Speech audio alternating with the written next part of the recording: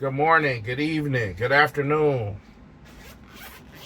Whenever this reaches you, however this reaches you. I go by the name Big Papita. This is my channel. Let me put it out there. I am not a union representative. I am just a member like you. And yesterday, we was going over the rule book. That was part 4. This is part 5. Containers. Overweight containers. Always check the weight of the container. If the container cannot be lifted in one continuous steady motion without jerking, an employee must get help from another employee or lighten the load. Okay, refer to 6.2. If unable to service the container safely, immediately report the situation to dispatch. Haul or call. Give customer's address. So this, sorry guys. So this is very interesting because I actually got a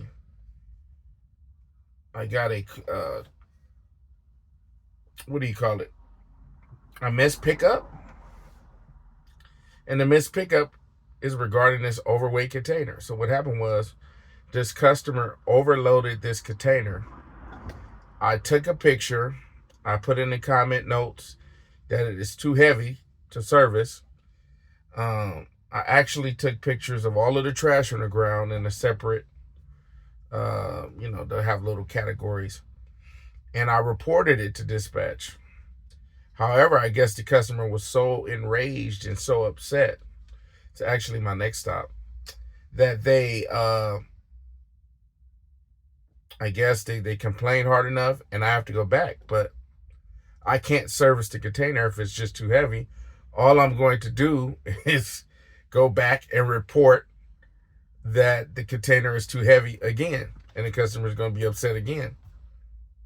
I mean, I'll service the one that I already got, but the one that I can actually move, if I can move in a steady motion without jerking, I'll get that one, but I will not get the other one. So we'll see. Maybe they unloaded it or whatever they did, but I'm not a miracle worker. And we have to remember that. So this could be an asset in the event that you got a customer going against you and you got dispatch telling you another thing. Overweight containers, we have the right to just haul or call. Overloaded containers. Do the following when containers are overloaded. Remove objects, i.e. lumber, wire, and or fencing extending from the container. Watch out for unevenly distributed loads. Okay, so watch out for jagged and sharp container edges, nails in lumber, thorns in brush. Use syringes or sharps. Avoid reaching into residential containers. Okay, so I want to expand on that.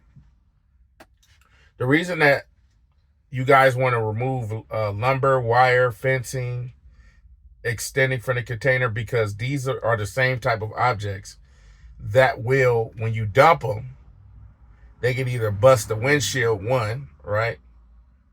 Or number 2, which is highly likely, is when you dump that container, it doesn't always go directly inside the body of the truck.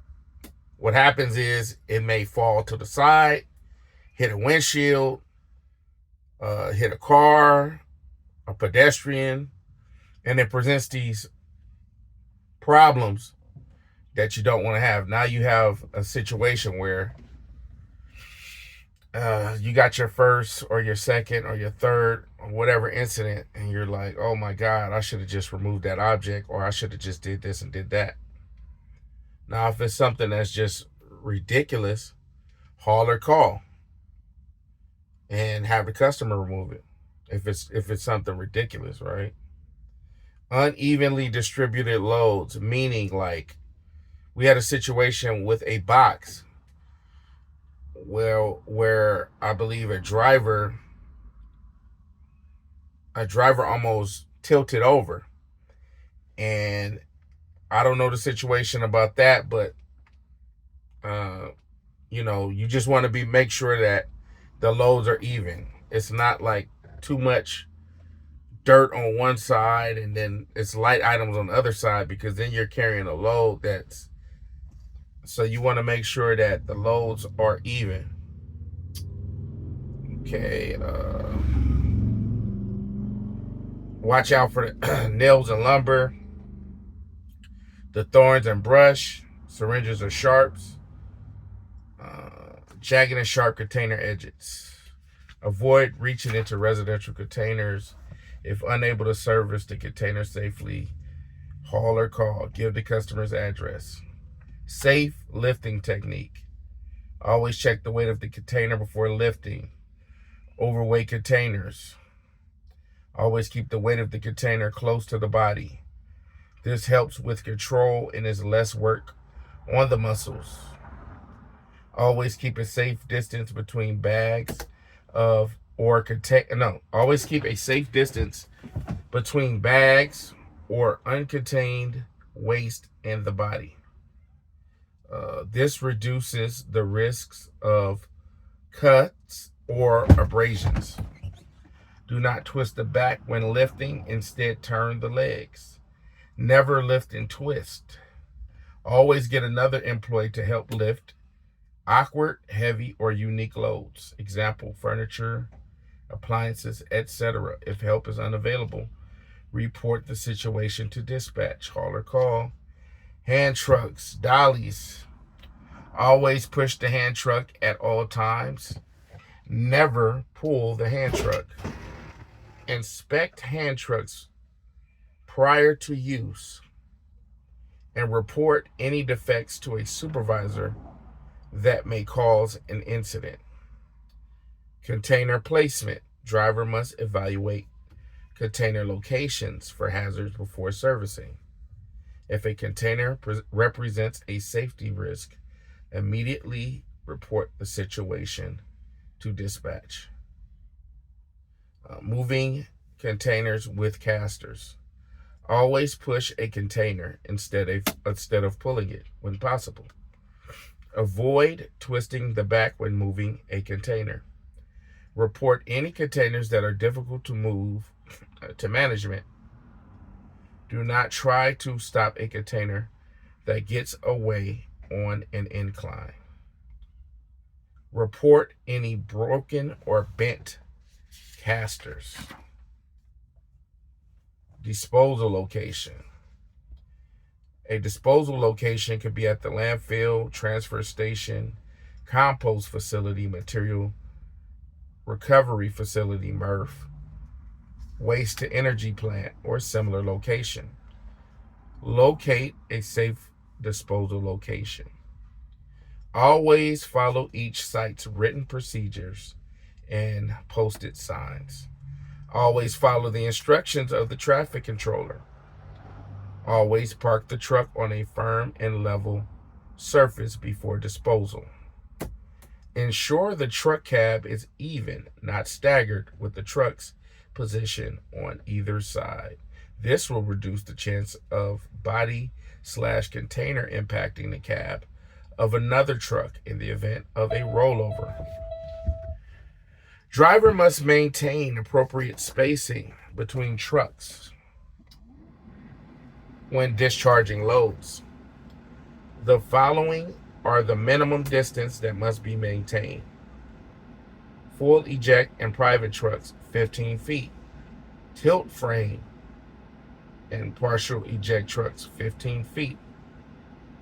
End dump frameless trailers. Length of trailer plus 10 feet, 3 meters. Okay. So about this the disposal rules, like locate a safe disposal location. Always follow the instructions of the traffic controller. I remember that we had a driver that no longer currently works for the company. This gentleman had an issue. He dumped out a load,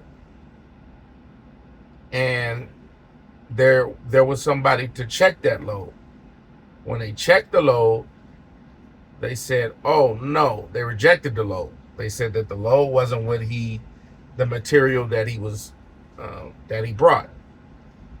The driver got upset, so upset he was incensed, and he just ignored the person that was controlling the traffic controller, the people that tell you where to go. He ignored them.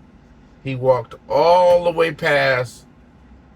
We're talking about trucks, vehicles that dump, all of that. He was so mad. He walked past all of them to go yell at the guy that's on the Caterpillar, pushing the Caterpillar. So he got in serious trouble. I believe he got suspended for that. And that's because he wasn't following the proper rules when you go to the disposal location. Keep that in mind. Driver is responsible for considering all circumstances each time they dump to assess if minimum spacing is appropriate. Under certain circumstances, the spacing between trucks may need to be increased for factors such as weather, tipping surface, and underfooting, and truckloads. Walking at the disposal location. Use 3 points of contact when exiting, entering the cab. Always wear safety glasses, gloves, hard hat, high visibility vest, and work boots. Watch for hazards when walking around the truck at the disposal area. Only the driver can exit the truck in the work zone. Helper must remain in the truck at all times or at the scale house when at the disposal location. Driver is not allowed to be more than 6 feet, 2 meters away from the furthest point of the truck in the work zone. Never walk behind or in front of another vehicle unless there's eye contact made or confirmation received of intended movement using hand signals with the operator of the vehicle equipment. All right, so the part where it says always wear safety glasses, gloves, hard hat, high visibility vest, and work boots. With the safety glasses, you guys got to keep in mind, this didn't even happen at this company. This happened at a different company. But I remember vividly that something got in the driver's eye at the dump. Something blew inside his eye. He didn't have those safety glasses on. And he got, I guess he got a warning for that. So keep in mind, just because something hasn't happened doesn't mean that if something does happen, nothing won't happen, if you guys understand what I'm saying. You can read between the lines. So if you can start making it a habit to wear your safety glasses, me included, I need to wear safety glasses when I'm walking around at the disposal location, because things can happen. Never walk behind a truck or equipment that is backing up. Never enter the working phase under any circumstances. Driver is the only one allowed to open turnbuckles or unlatch roll-off box doors. Driver can never to be closer than 10 feet, 3 meters from the edge of a pit or other fall hazard. Overhead clearance. Driver must know the height and width of their truck. If a driver does not know the height and width of their truck, ask a route manager. Do not drive in or out of the facility with the truck body in a raised position. So all of my guys who drive a roll-off, just be careful. Make sure that you have the body and all the way down, not in a raised position. Watch for overhead clearance and warning stickers. Tailgates. Never walk under or allow anyone else to walk under a raised tailgate for any reason unless safely secured through the use of approved lock bars or stands. Very important about tailgates. Lower tailgates. It says lower equipment before moving. Lower tailgates, bodies, and hoists as soon as possible after the load is ejected and dumped. Do not move equipment around with the tailgates, doors, hoists, or bodies open or in the extended position. Do not allow disposal facility heavy equipment operators to assist in closing or opening tailgates. Contact dispatch for tailgates that have difficulty closing or opening. Frozen loads. I don't know what the hell frozen load is. Okay. Clean behind the blade. Move the truck to the clean out area if designated. Cleaning the tailgate and behind the blade must occur a safe distance from heavy equipment and other vehicular traffic. Comply with the Waste Management Hazardous Energy Control Program, the Lockout Tagout program for your site. And then the last one, it says prepare the truck for travel. Driver must perform an inspection of the truck and prepare for the road at a safe location. Driver must keep the space between the cab and the body clean and free of paper and other materials. All right. So I'm going to stop right there. Tomorrow we'll go over page 51 and up. That is pulling, towing, stuck trucks, communication, and towing power. Right? We're going to go over housekeeping, truck washing, fueling vehicles, situations of that sort. I appreciate you guys taking the time to watch this video with me. Go over some of these rules. And I'm out, man. Peace. Have a good day.